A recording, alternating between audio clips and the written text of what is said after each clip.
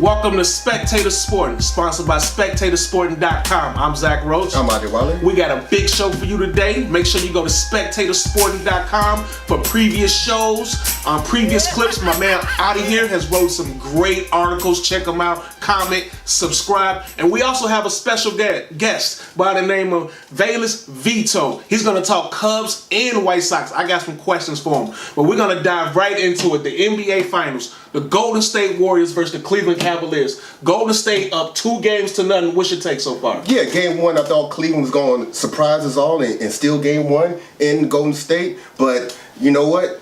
George Hill missed a free throw at the end of the game, and then J.R. Smith, he got the infamous memes all over the world. He didn't pass the ball to LeBron. He didn't shoot the ball. He didn't know what was going on. So some people say he's looking for Kyrie Irving, but he's in Boston. All right, so it was just silly. And when you play against the Golden State Warriors, you can't make silly blunders. You can't get hurt like CP3 did in Houston in Game 5, stuff like that. That's not his fault, but you just can't get hurt. You just can't make blunders. You can't miss free throws at the end of the game. You can't get cheated by the refs like LeBron did when he took a charge. It just can't happen. And when stuff like that happens, you can't beat the Warriors. And that's what happened. And then in Game 2, the Warriors went ahead and blew them out just like we predicted, and now they're down 0-2. They're definitely down 0-2. A lot of people complain about the charge call, the block call.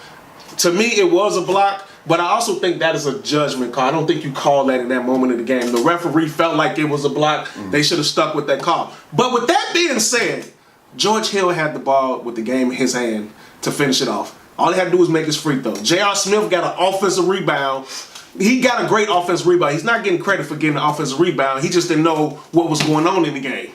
But with that being said, Cleveland had their chances. And I think that game, I'm afraid for the Cavaliers because I think that was their chance right there. Now, they're going home. They were down 2-0 against Boston.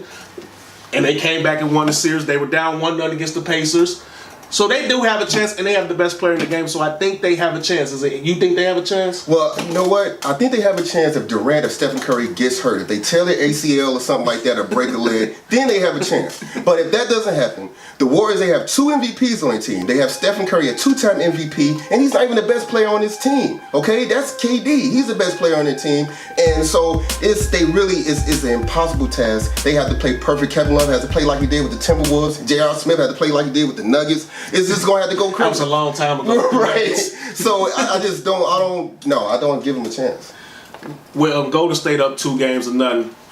One thing that we've all been critical of Steph Curry, he's the great three-point shooter. He's won MVPs. He's won a scoring title. He's done a lot. But one thing he's been criticized for is not being a Finals MVP and not playing particularly well in the Finals. Mm-hmm. First 2 games, he has shattered that. Right. It looks like he is on a mission to get this award. What's your thoughts on Steph? Yeah, he's averaging 29 points. He's averaging 11 assists and 7 rebounds in the first 2 games. All you have to do is just play to his averages like he did in the regular season. He'll get that award if they go ahead and finish off the Cavs. He'll get his first Finals MVP, and I know deep down inside he really wants that. He definitely wants that.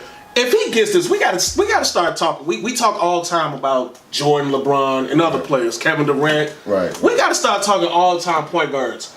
If Steph does finish this off and gets Finals MVP, he'll have 2 regular season MVPs. This will be his 3rd ring. He's playing in his 4th straight Finals. Right. Where would he rank right now as far as all-time point guards? Well, number 1, I'm going with Magic Johnson. He's number 1. He's a consistent number 1 point guard of all time. He's the 3rd best non-big man in NBA history in my book. Okay, he averaged around 20 points. 11 assists, 7 rebounds a game, okay? Number 2, Oscar Robertson, Mr. Triple-Double himself. His career averages is 25 points, 9 assists, 7 rebounds. He got a ring in 1971 with the Milwaukee Bucks. Number 3, that's where it gets shaky. You can go John Stockton, you can go Isaiah Thomas, Steve Nash, Bob Cousy. Steph Curry. Right. And that's where I'm going. If he goes ahead and gets this championship MVP, Finals MVP here, I'm going to have to put Stephen Curry as number 3. Listen, I love everybody you said.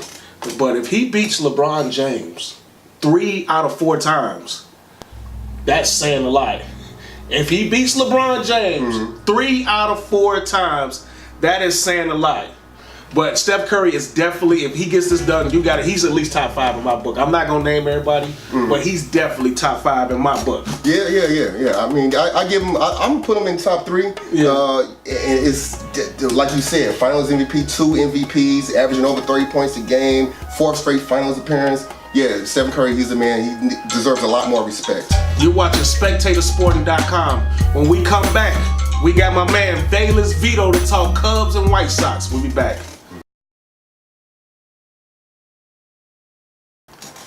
Welcome back to Spectator Sporting. I'm Zach Roach. I'm Adewale. Make sure you go to SpectatorSporting.com to check out previous shows, clips. This is episode number 8. We call it the Kobe Bryant edition. We got a very special guest. When we're talking Cubs, White Sox, and all baseball, we come to my man Valis Veto. How you doing? I'm doing pretty good. I appreciate you, brothers. All right.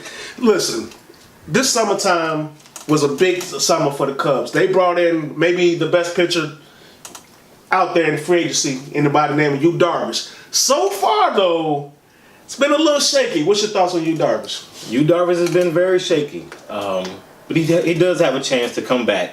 He's had a pretty terrible season thus far. Fans are all over him.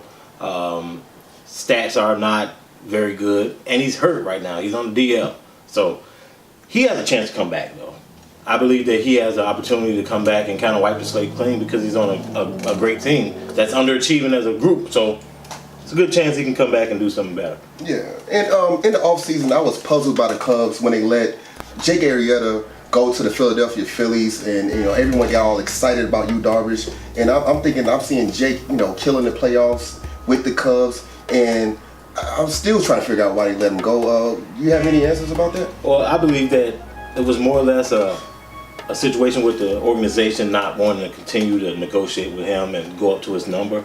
I believe his number was high to begin with, and the organization felt like he was too old and he wouldn't grow anymore. Why would you give a max deal, so to speak, to a player that's not going to get better, not going to do anything to improve on his game because he's at an age where you don't really get better? So it was time for him to go.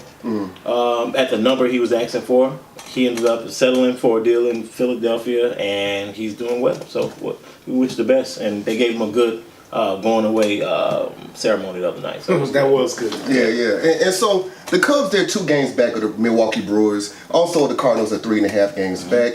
And we all heard the rumors about Manny Machado. Do you think the Cubs should trade a couple of prospects in Addison Russell to bring Manny Machado over here to the north side and ensure a 3rd straight division title?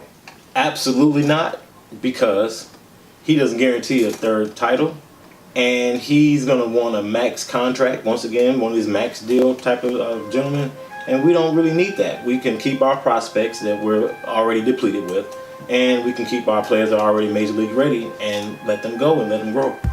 So I would be totally against a Manny Machado move, unless it's a straight up player for player, which is not going to happen. So I agree with that 100%. I don't think they should just give away the system just for one player you don't know.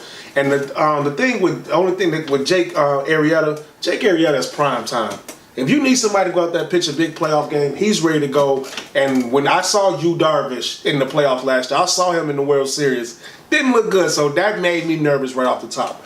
But with that being said, if the Cubs do not make any trades in the season, they keep their roster intact, what has to improve for them to make sure they get this division title? They have to get into a rhythm. Baseball is a rhythm type sport. The hottest man going into the playoff is usually the winner, no matter where they came from, either wild card or the front runner. If the Cubs can get on a run after the All-Star break or even close to October, if they can be within reach, which they are in 2 games, we don't fear Milwaukee. Absolutely not. We don't fear the Cardinals, unfortunately, Cardinal fans. We have the best young group in baseball still to this day, even though we can see the Indians and all these other teams are really good. Astros. We still have the Astros, absolutely. They have a great bullpen and they have great pitching. That's what we need to get to. Great bullpen and great pitching. The Cubs, I think, will be fine. They're right there, but I think they're going to win the division. I think their players are going to step up. I think they'll be just fine in the division. Not going to the World Series, that might be another thing. But I think they're going to be back in the playoffs and they'll be winning the division. Let's talk around the league. It's a great baseball being played in the American League East right now. And the rivalry is back. The Yankees versus the Red Sox. What's your thoughts on that right now? It's energizing baseball, I believe. I believe that when you get these great rivalries going, it energizes the whole sport.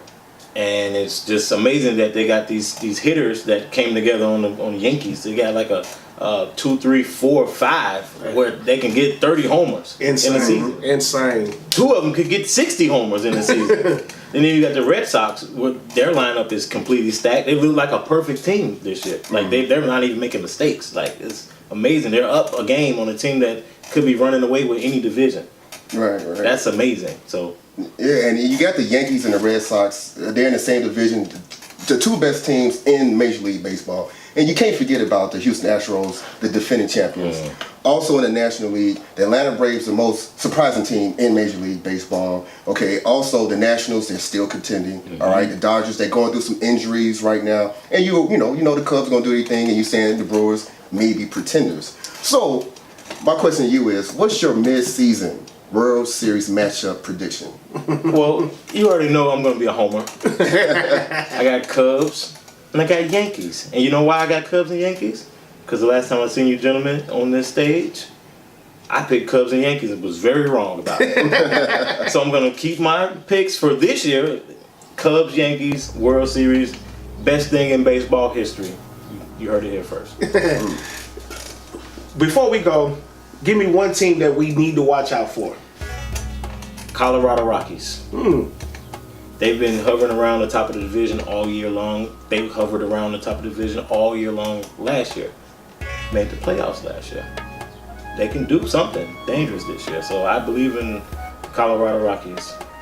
Okay. You're watching Spectator Sporting on SpectatorSporting.com. When we come back, we got more baseball talk with my man, Valis Veto. We'll be back. Welcome back to Spectator Sporting. I'm Zach Roach. I'm Adewale. Make sure you go to SpectatorSporting.com for previous shows, previous clips. My man Adi has wrote some dope articles. Make sure you go subscribe to him. We're on episode number 8. We call it the Kobe Bryant edition. Early Kobe. We talking baseball with my man Valis Veto. We just talked Cubs. Now we got to talk about the Southside team, the Chicago White Sox. And they, I guess we're looking forward to them because they're not particularly good. We're looking forward to the draft. They drafted a shortstop by the name of Nick Madrigal. Did I say that right? Nick Madrigal. Oh, say that again? Nick Madrigal. Oh, you say it real good. But but they got him number 4. What's your thoughts on him? Well, we hope that Nick Madrigal can be magical. But he comes out of college as a high prospect. He was in the draft a couple years ago, got drafted, went back to college, and improved his draft stock. He comes in with a really hard pop with the bat, allegedly. Very average defense. All that stuff can improve with a good farm system, which the White Sox do have right now. So Yeah, I heard in the draft that he's the best hitter in the 2018 draft. But the one knock on him is that he's a little guy. He's 165, 5'7". Do you think that's a big deal? You think that's something that the Southside should be concerned about? Absolutely not. Some of the best players in baseball are small guys right now. So it's really a situation. Can the guy play? Can the guy hit? He's not built as this great home run hitter. He's not Judge. So he's a small guy, and he's going to slap the ball around. He's going to get a whole lot of extra base hits the way his bat is set up. So the only thing they can do is improve on that. And I believe the White Sox made a good pick at that position. It's kind of redundant for them, so we'll see how they work out with the second baseman and the shortstop being interchangeable. We'll see. Yeah, and the White Sox have one of probably the best farm system in baseball right now. So what top prospect in the White Sox farm system should be called up before the season ends? Pains me. Jimenez. Old Cub. Got traded in one of those trades that we were trying to chase championship rings with. He's going to be a great player. I believe he will. And he's probably going to come up and become an everyday player within the next year or so. It should be this year. I mean, it's a tank year, so why not bring him up, let him take his lumps. Sometimes you got to be testamented by fire. So get him in there and, let him swing the bat. Right. Give the White Sox some hope. He was the AA Birmingham Player of the Month. In May, so that's we gotta look forward to 2019, 2020 or something. Yes, sir. On the South Side. So. Absolutely. Well, you gotta remember, a lot of teams started this way. The Cubs, it took them about 4 or 5 years to get it going. The Astros, they started from the bottom. A lot of teams that have went through this rebuild mode. So you could say the White Sox, I mean, they've been bad for a while, but they've been officially trying to be bad for maybe the last 2 years since they traded Chris Sale. How you think it's going so far? It's probably going about average. I'm not a big fan of the whole tanking thing in any sport. You have professional players. They need to go out there and play baseball, play basketball, play football. Let these guys go. If you got great talent, put them in the game. Why hold them in the minor leagues if you got this whole process built out? You know, you got to trust the process, so to speak. So let these guys play. And, you know, I think they're holding back some of the guys. So they need to allow these great #1 prospects to come to the major leagues. Right. Why would you have this guy that's a mid-level dude playing over a top prospect at this point?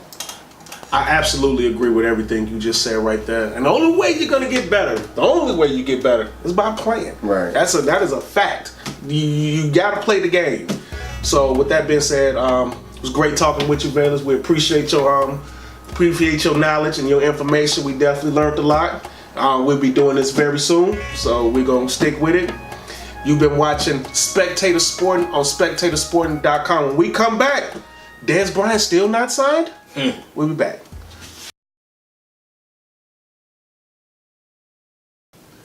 Welcome back to Spectator Sporting. I'm Zach Roach. I'm Adewale. We got a big show. We're having a lot of fun today. We just spoke with my man Valis Veto. We talked baseball. We talked NBA Finals. But we can't forget about our Chicago Bears. And it was a top 100 show that didn't include none of them. Absolutely zero.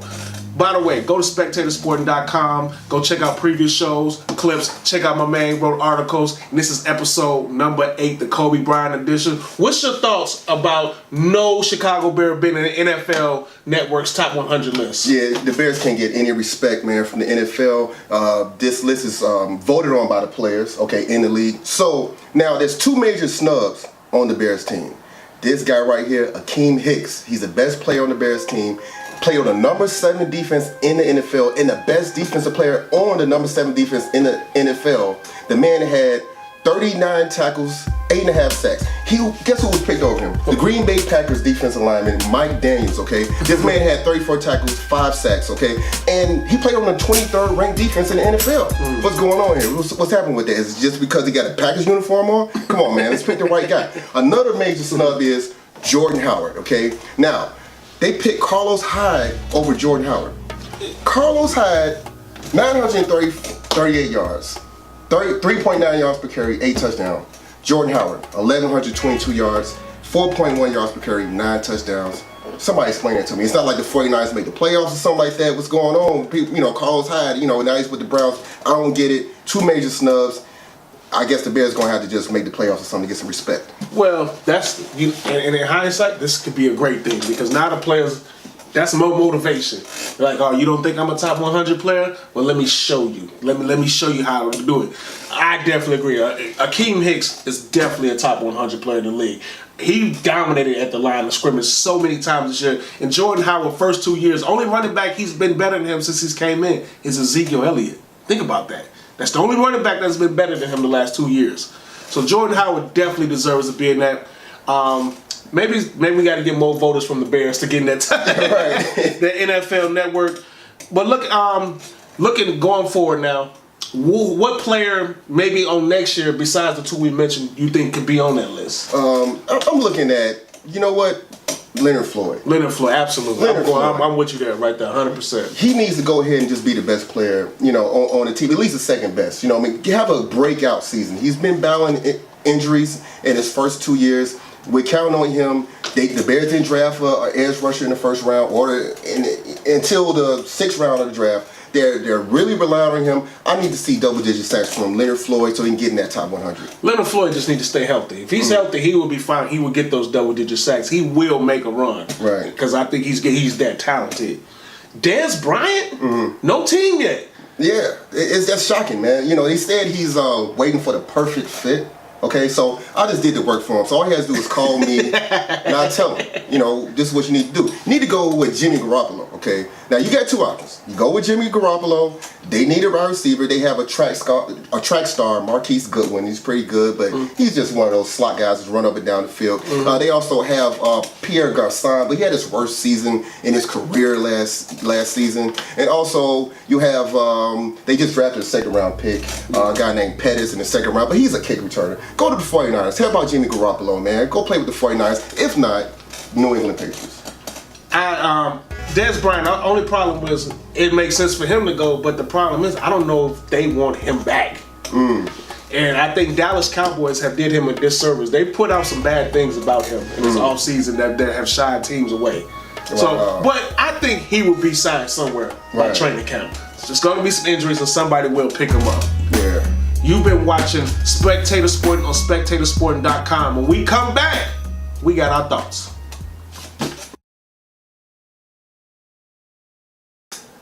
The NFL Rules Committee failed to address the dumbest rule in sports, the fumble touchback turnover rule, where if an offensive player tries to score but fumbles the ball into the end zone or pylon, the defense is given possession via touchback without even recovering the fumble. This senseless rule sabotaged several teams last season, including the Bears, when Benny Cunningham dove for a score versus the Packers. The refs ruled him out at the 2-yard line, but John Fox challenged the play. Then the refs said Benny fumbled the ball into the pylon before going out of bounds and by rule gave possession to Green Bay. John Fox was ridiculed for throwing that red flag, but what's even more ridiculous is the dubious rule that awarded Green Bay possession without even recovering the fumble. This ancient rule dates all the way back to 1906, and it's about time this rule is erased from the rule books. We talk a lot about the superstar players in NBA. They get most of the credit, and most of the time they deserve it. But let's not forget about the role players. Shaquille O'Neal said it best. He doesn't have 4 rings without the others. Let's think Robert Horry hitting that big shot against the Sacramento Kings. Michael Jordan, he doesn't have that ring without John Paxson hitting that big-time three-pointer, or Steve Curry hitting that shot against the Utah Jazz. And Ray Allen may have saved LeBron's legacy with that three-pointer in the corner, one of the greatest shots of all time. So let's show a little love for the role players. We always talk about the stars, they don't have this, they don't have that. But the role players, you do not get rings if your role players don't show up. I think they're the most important part of the team.